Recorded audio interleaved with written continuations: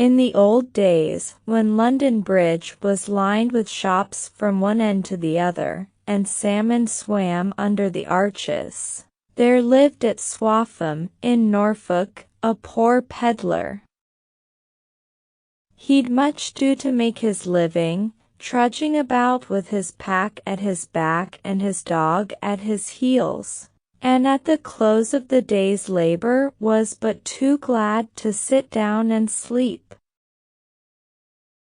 Now it fell out that one night he dreamed a dream, and therein he saw the great bridge of London town, and it sounded in his ears that if he went there he should hear joyful news. He made little count of the dream, but on the following night it come back to him, and again on the third night.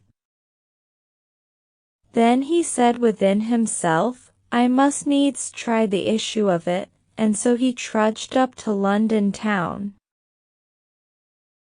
Long was the way, and right glad was he when he stood on the great bridge and saw the tall houses on right hand and left, and had glimpses of the water running and the ships sailing by.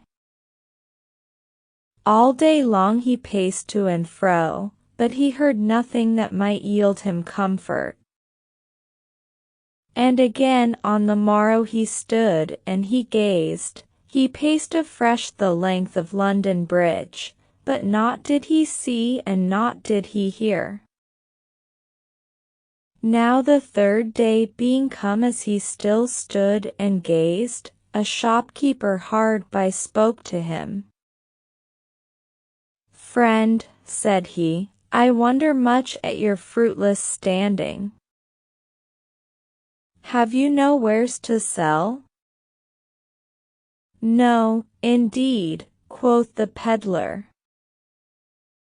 And you do not beg for alms?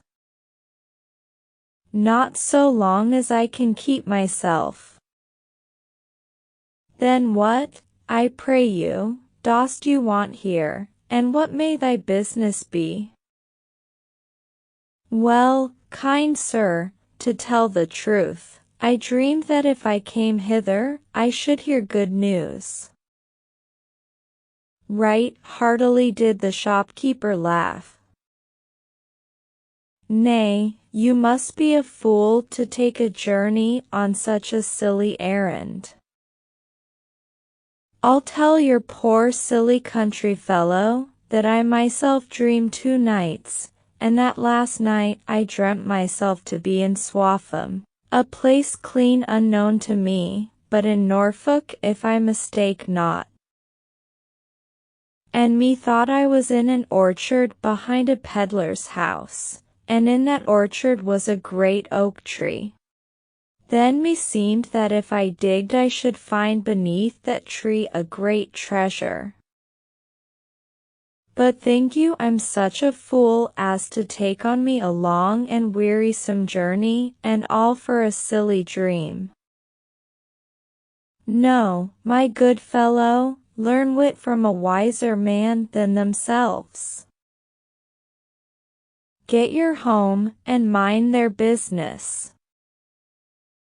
When the peddler heard this he spoke no word, but was exceeding glad in himself, and returning home speedily, digged underneath the great oak tree, and found a prodigious great treasure.